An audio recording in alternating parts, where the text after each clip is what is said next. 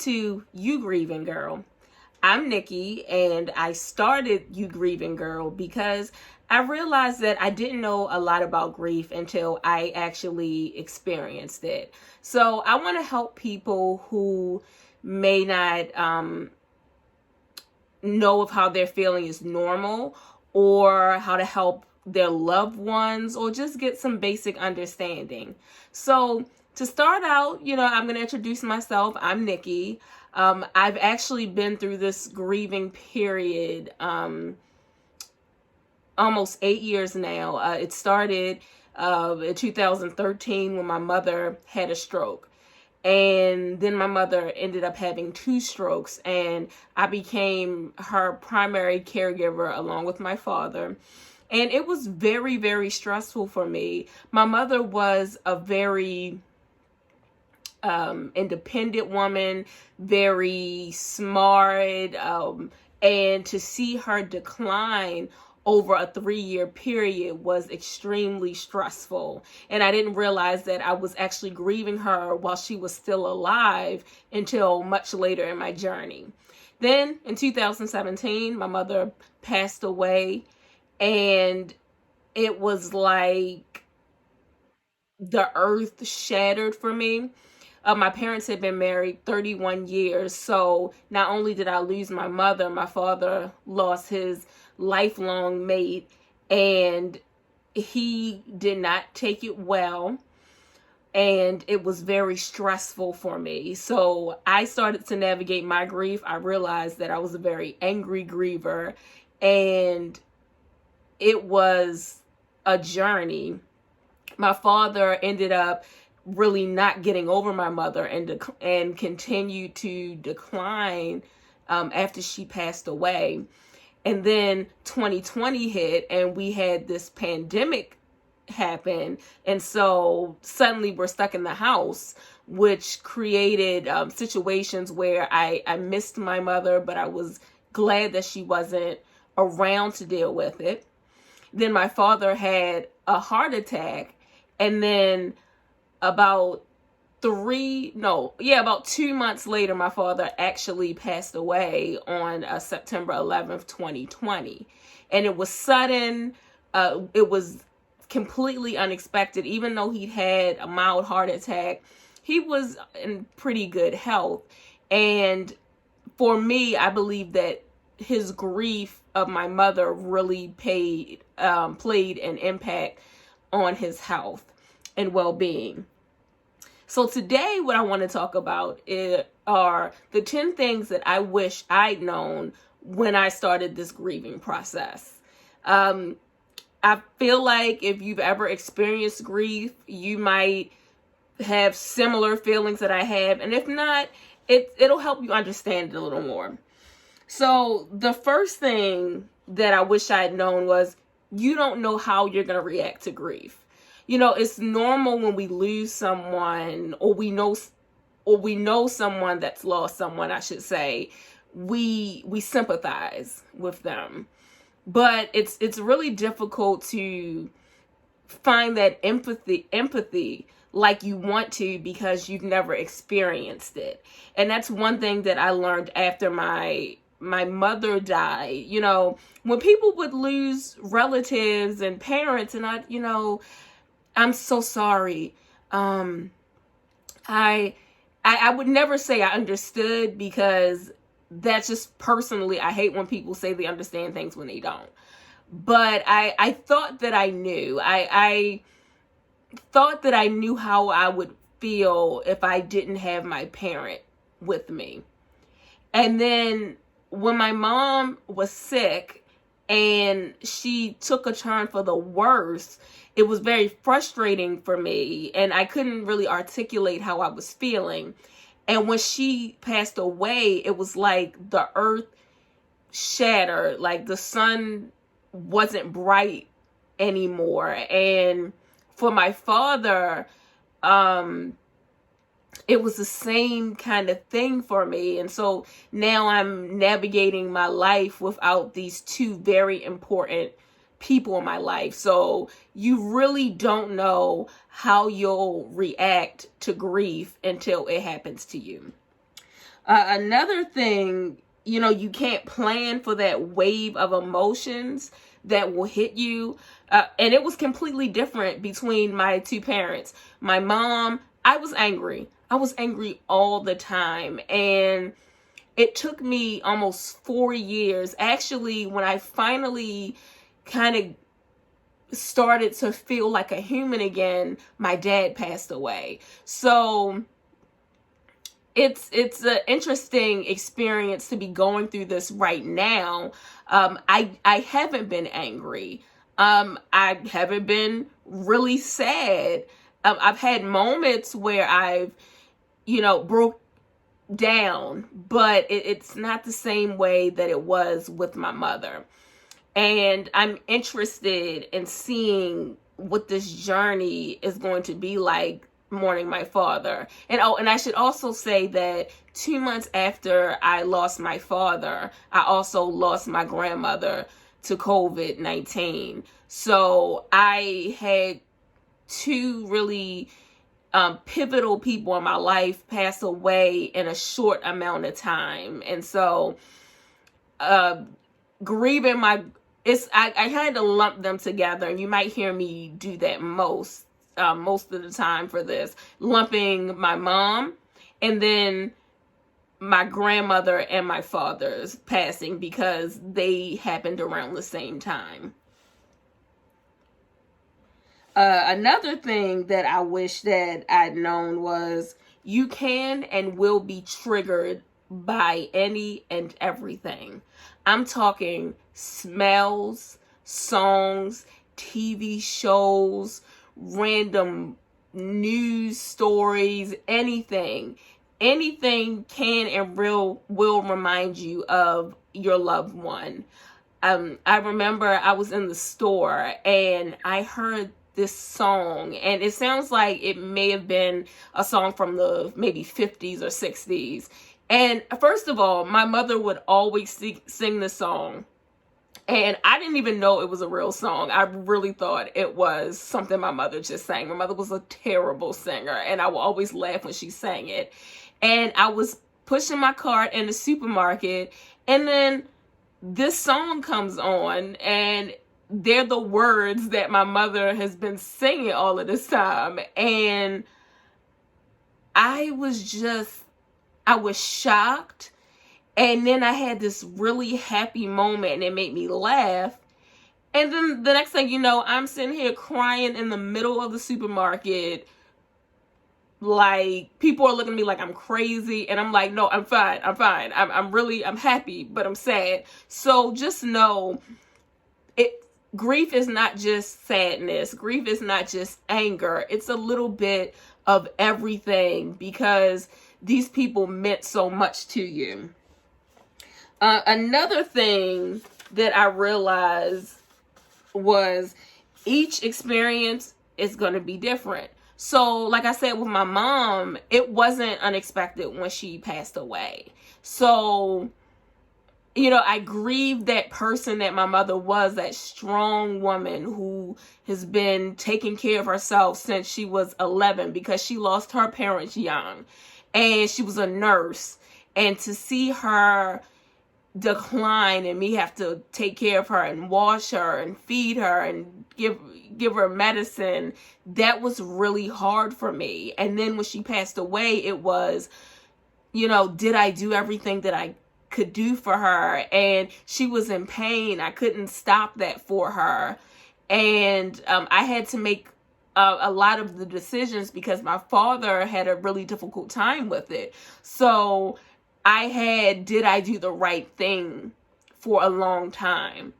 And now with my father, because it was suddenly, I'll say that even right now, and we're, September, October, November, December, January, February, March, it's 6 months now.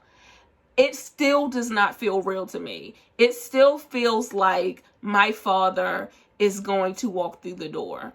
For my grandmother, it doesn't feel real to me. And I will say, I was able to be with my father when he went to the hospital. It was very sudden, but I did get to see him. So they had eased back the COVID-19 restrictions, and I was able to be with my father. I wasn't there when he passed, but I was able to have a final moment with him. For my grandmother, the restrictions had been tightened up again, so we couldn't see her. So I didn't get to see my grandmother. I didn't get to say goodbye to her. And my grandmother also had Alzheimer's. So I've been grieving my grandmother for the last few years. She had gotten to a point where, she couldn't remember things, and she'd forget who she was talking to. And so each of these people that I'm grieving, it's very different for me. Sometimes I'll see something on TV, and I want to call my dad and just say, hey, this happened. Or if I see someone and I want to tell him and I can't. For my mother, I have realized that my mother is not here. But for my father, it feels like he's just on an extended vacation or something like that. Another thing that I really, really, really wish that I'd known in the beginning was, in the beginning, people will be really, really sensitive and they'll want to understand, but then there'll come a point where they don't. And it's not even on purpose. Like, people want to care, but life happens. And because it's not directly affecting them, they kind of forget about it. They want you to go on with their life. Sometimes they're trying to be helpful, but they don't realize that your life is completely different. It will never, ever, ever be the same. And you have to adjust your expectations of people and realize that if they haven't experienced what you've experienced, they're not going to get it. And they're not going to understand why, hey, you don't want to hang out, or right now we're social distancing. Oh, you don't want to come on our Zoom night or something like that. And you may, some people fall into depression, which is also normal when someone you love dies. But sometimes you just don't want to be around people who are laughing and joking, because for you, there's nothing to laugh and joke about. So I wish that I'd known that people wouldn't always be understanding of what you're going through. And this is also, the longer it passed, the farther away it's from them in their mind, even though it might just still feel like yesterday for you. Another thing is, people will try to take advantage of you. If you lose someone, people may take that as an opportunity because you're vulnerable. They may try to have abnormal input in your life, or they might want things from you. They might want your loved ones' belongings. And there isn't a time frame for this. Your loved one could be dead 5 minutes or 5 years. There are people who will take advantage of your vulnerable situation. So even when you're grieving, you need to be on guard to protect yourself, so that when the grief passes, not goes away, because it's going to be with you forever. I realize this now because I tried to rush it. But you need to be on guard that this thing is happening.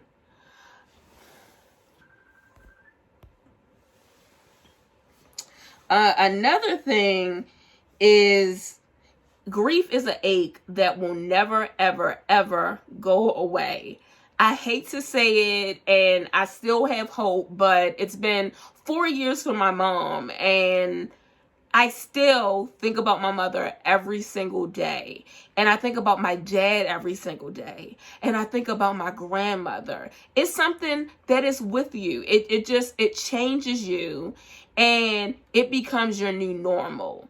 It gets easier and you may be able to deal with it better, but it's not going to go away.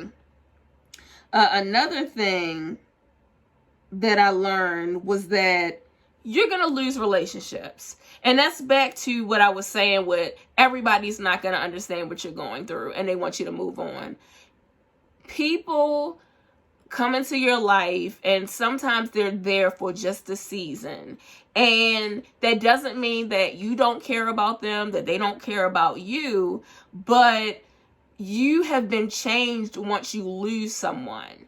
So you can't always expect that your relationships will be the same. And so what will happen is they'll either revolve with you evolve with you, or they'll end up drifting away. And one thing that I had to learn for myself, that is okay. It's okay.